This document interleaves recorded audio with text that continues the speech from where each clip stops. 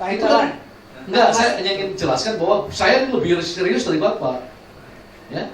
Kalau saya sampai masuk ke partai yang ideologinya progresif revolusioner, itu nggak main-main, Pak. Pak Hendrawan, Pak Topik Kemas bilang begini, masih mending ada yang teriak-teriak kritik, kalau nggak ada yang diam. Iya. Artinya masih ada orang yang ingin seperti Bapak dan seperti saya.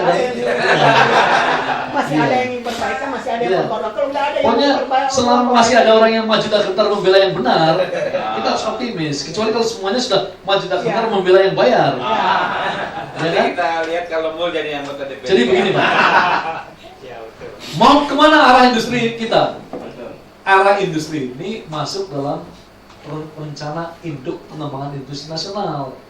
Di sini disebut, nah ini tadi teman Pak Kadek karena kan tidak ikut membahas, ya. Kami sudah mendiskusikan dalam ruang lingkup yang pertama, artinya rencana induk di butir yang kelima kita sudah sepakat naikkan sama operasi rencana induk pengembangan industri nasional di nomor 1.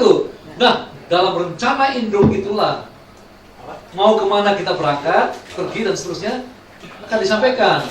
Terus fraksi Golkar menambahkan kalau rencana itu nanti bisa muluk-muluk, ya, bisa diawan gemawan. Fraksi Golkar mengusulkan di bawah rencana induk pembangunan nasional ada kebijakan industri nasional. Kebijakan lebih dinamis, sedangkan kalau rencana induk lebih visioner. Ya, oke, kita sudah setuju dalam rapat di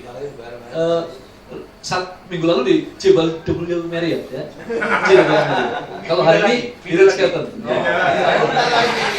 Nanti saya jelaskan mengapa. Ya.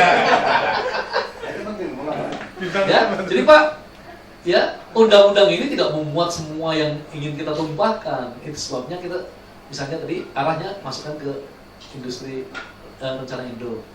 Terus kemudian produk dalam negeri ada, ya, ada pasal khusus yang mengatur pengutamaan produk dalam negeri, ya. Tetapi apakah bisa dipaksakan pengutamaan produk dalam negeri? Dilakukan secara persuasif, moral suasion. Kita meyakinkan secara moral kepada anak bangsa, kalau you makan nasi gudeg, itu efek penggandanya lebih besar dibanding kalau you makan Kentucky Fried Chicken. Ya, gitu Pak. Tapi tidak bisa dipaksa, karena basis ekonomi pasar adalah free to choose, kebebasan untuk memilih. Ya, begitu Anda tidak memiliki kebebasan memilih, maka semuanya tergadaikan dari diri Anda. Ya, jadi kita hanya meyakinkan. Seperti saya, kalau anak saya, Papa makan malam yuk. Dia pilih, yuk ingin apa? Pizza Hut. Saya masih nawar. Kenapa harus Pizza Hut? Yuk kita makan soto Ambungan. Ya. Tapi kalau dia, waduh, di Pizza Hut ada produk yang baru diiklankan, enak sekali. Ya. Misalnya apa? Produk bagus yang itu. Ya, oke, kita jajal satu kali. Ya. Terus nanti lain kali sudah tahu rasanya, tahu, lain kali jangan kesini lagi lah. Yuk ada soto Ambungan, sate Batibul. Ya. Begitu Pak. Ya, tidak bisa dipaksa-paksa. Ya. Oh, soto kontrol. Ya. Jadi Pak Mula Warman, saya setuju dalam banyak hal, ya. Tapi sekali lagi, ya, pilihan-pilihan kita ke depan ini pilihan-pilihan yang lebih demokratis. Kecuali kalau Bapak mengatakan, yuk kita kembali ke dekret presiden. Kan salah satu alternatif saya, presiden berani menyatakan dekret presiden, kemudian semua, ya, amandemen konstitusi harus dilakukan oleh Komisi Konstitusi Nasional, ya, dilakukan secara komprehensif, tidak tambal selam seperti sekarang. Ya kan? Orang amburadul, ya, amburadul. Pak Erwin, Sumbawa News, terkaitan dengan RU yang lain, ya, yang banyak terkait. Itu sebabnya didiskusikan dengan hati-hati, cermat, ya, ya, ya. Terus bisa jalan, ya. Kalau ditanya soal bisa jalan, itu kemampuan eksekusi, eksekutorial, kemampuannya leader. Ya, kami 10 tahun ini kan oposisi. Ya, kalau kami di pemerintahan kita jalankan, ya. Kita baru memberikan contoh-contoh itu loh, gubernur-gubernur kami loh, ya, bisa jalan. Ya, kalau kami nanti diberi kepercayaan oleh rakyat, ya, kita jalankan semua. Loh, kan saya yang mengusulkan supaya gaji pegawai negeri dinaikkan 600%. Selama ini kita bersandiwara dibalik mengatakan gaji ini cukup, padahal tidak cukup. Sehingga orang 90% hidupnya ditopang oleh off balance sheet income. Income yang tidak tercatat. Iya. Saya yang mengusulkan dulu kan, mengapa jumlah penjara lebih sedikit dibanding jumlah salon? Kalau malaikat terbang di atas Indonesia kan mengatakan Indonesia negeri malaikat.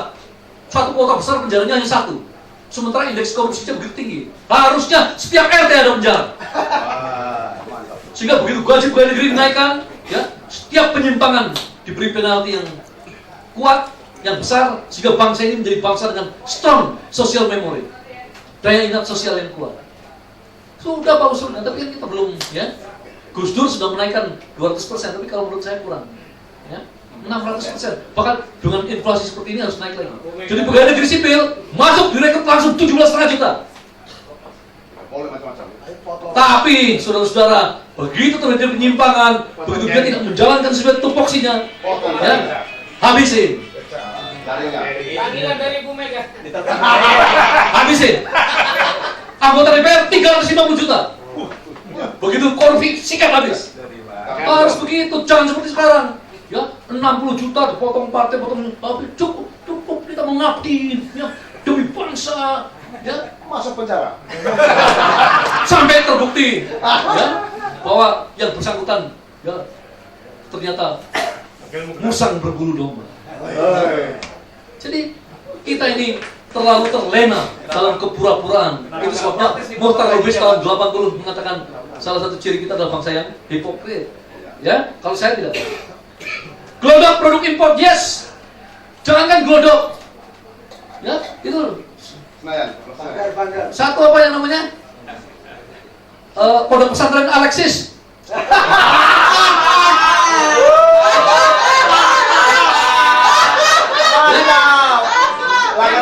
Ya. Jadi radio Delta juga ada. Jadi gini, artinya dari mainan anak-anak sampai mainan bapak-bapak, semuanya impor. Eropa Timur, Pak. Bayangkan. Menyedihkan, Mas. Yang santuy tambahan. Satu korek api yang besar tugasnya itu, saya baru melihat korek api raksasa. Dan saya biasanya korek api kecil. Lampu merah. Ini di sini dijual 3.000 rupiah. Iya, Cina. Made in China. Saya bilang, bagaimana ini? Hah? Gasnya berapa? Terus ininya berapa? Ya, terus saya bisa pakai ini berapa tahun? Ya? Yang korek api raksasa itu. Terus semua mainan-mainan gila. Ya, berarti apa? Murah. Mengapa murah? Sudah, Komisi 6 sudah membuat panja. Mereka murah karena apa? Produktivitas tenaga kerjanya luar biasa tinggi. Suku bunga bank rendah. Dukungan pemerintah tinggi. Biaya logistik, Tiongkok itu infrastrukturnya sekarang saudara-saudara panjang jalan tolnya aja sudah 40 kali lebih banyak dibanding Indonesia. Padahal dia membangunnya lebih lama dari kita. 8 jalur. Ya, 8 jalur. Saya keliling ya, saya di Tiongkok 3 kali, termasuk keliling ke desa-desa itu. Jalan kecamatan itu sama dengan jalan tol kita. Itu baru kecamatan. Jalan negara, Mas. Jadi jalan kecamatan mereka itu sama luasnya dengan jalan negara kita.